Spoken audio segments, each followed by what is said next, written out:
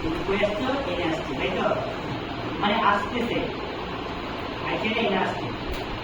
এটাকে আমরা কি বলছিলাম? প্রক্রিয়াটাকে বলছিলাম ওভুলেশন, তাই না? Ovulation, ovulation. এখানে সে কতক্ষণ জানি অপেক্ষা করে? 24 ঘন্টা। 24 ঘন্টা অপেক্ষা করে, মানে শুক্রাণুর জন্য। কি হওয়ার জন্য? নিষিক্ত হওয়ার জন্য। যদি নিষিক্ত হয়, যদি নিষিক্ত হয়, ধরেন যদি নিষিক্ত হয়, তখন যেটা গঠিত হয়, নিষিক্ত হওয়াটাকে বলে ফার্টিলাইজেশন। ফার্টিলাইজেশন মানে ডিম আর কি শুক্রাণু নিষিক্ত হওয়াটাকে বলে ফার্টিলাইজেশন। ফার্টিলাইজেশন, ঠিক আছে? আর এমন ফার্টিলাইজেশন বলে এটা তো প্রথম দিনের ঘটনা, পরে 1 সপ্তাহের মধ্যে সে এখানে আসবে। এইখানে 1 সপ্তাহের মধ্যে মানে প্রেগনেন্ট হওয়ার মানে যখন ফার্টিলাইজেশন হয়েছে তখন 1 সপ্তাহের মধ্যে নেয়, ঠিক আছে? এই যে এনোয়াইরা, পরে এনোয়াইরা সে কি করে? বাড়িঘর তৈরি করে। এই বাড়িঘর তৈরি করাটাকে বলে ইমপ্লান্টেশন। মানে সোজা কথা, জরায়ুতে একটা তার যে নির্দিষ্ট জায়গা আছে যেখানে আর কি কি বলে বসবাস শুরু করে, ওইটাকে বলে আমরা কি? ইমপ্লান্টেশন।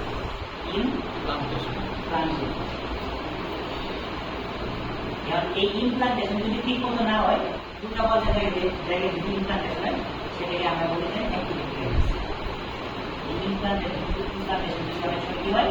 এই ফেলোপেন ঠিক হয়ে গেছে, অথবা এইখানে হয়ে গেছে, অথবা এইখানে হয়ে গেছে, অথবা তৃপ্তি করে বাইরে করছে, এগুলো ঠিক আছে? তখন এটার মধ্যে আমরা কি? অ্যাক্টিভিটি। তখনই আমরা বলছি অ্যাক্টিভিট প্রেগন্যান্সি। অ্যাক্টিভিট প্রেগন্যান্সি তার মানে তার যে আসল জায়গায়, মানে এটা কি বলছিলাম? এই জায়গাটার আমরা বলছিলাম কি? ফান্ডাস, ইউটেরাসের ফান্ডাস। এটা কি? ইউটেরাস, ইউটেরাসের ফান্ডাসের বলে আমরা কি? পোস্টিরিয়র সারফেস, পোস্টিরিয়র সারফেস আর কি মেইন ইমপ্লান্টেশনটা হয়ে থাকে। এটা যদি না হয়ে থাকে তাহলে আর কি আপনার অ্যাক্টিভেট প্রেগন্যান্সি। এটা কেন আপনার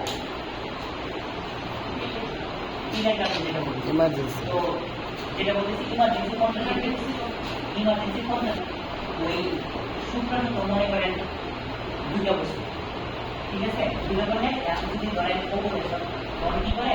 ওইটা আমরা যেটা ওই দিন বললাম না, প্রোজেস্টেরন লিপিড, প্রোজেস্টেরন লিপিড কি করে? সার্ভিক্স, সার্ভাইকাল যে মিউকাস যেটা বলছিলাম না, ঠিক করে দেবে, হ্যাঁ, যাতে শুক্রাণু না ঢুকতে পারে, ভিতরে না ঢুকতে পারে, ঠিক আছে? এই কাজ করে। আর সাথে সাথে আরেকটা কাজ করে, যে ওভুলেশনকেও প্রতিরোধ করে। এইটা তো স্বাভাবিক প্রক্রিয়া। আমি ব্যাঘাত করে গেছি না, নর্মালি ওভুলেশন হওয়ার যেটা আমি বারবার ব্যাঘাত করে গেছি। ব্যাঘাত ঘটালে একটা সময় কি হয়? ওভারে থেকে আমি ওভুল বাইরে, মানে থেকে ওভাম বাইরে যায়, পরিপূর্ণ যে হৃষ্টপুষ্ট ভ্রূণ যেটা আছে এটা বাইরে। তো এতে গিয়ে পরে এটা নিয়ে মামলা শিকার মানে হচ্ছে ওই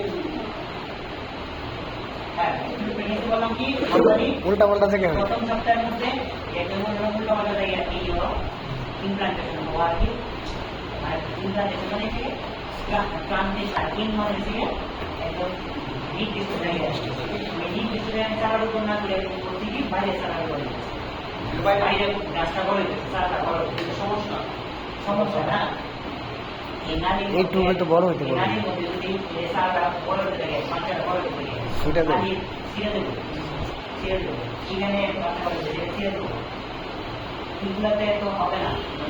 এটাই হচ্ছে একমাত্র বেলুন, মানে এখানে এটাই করলে নর্মালি যে 20 গুণ বড় হয়। নর্মাল যে একটা মহিলার ইউটেরাস ধরে একটা অবস্থায় 20 গুণ বড় হয়, 20 গুণ, ঠিক আছে? চিন্তা করেন, তাহলে আবার যখনই বাচ্চারা বেড়ে বেড়ি, মানে সিজারে সেকশন করছে একটা বেড়ে হচ্ছে, তখনই আবার অটোমেটিক ছুটে যাচ্ছে, অটোমেটিক ছুটে যাচ্ছে, তাড়াতাড়ি তাই ক্লোজ করতে হবে। সেলাই করে আবার রেখে আসবে অপারেশন শুরু হয়ে যাবে যাই হোক এই সংকোচন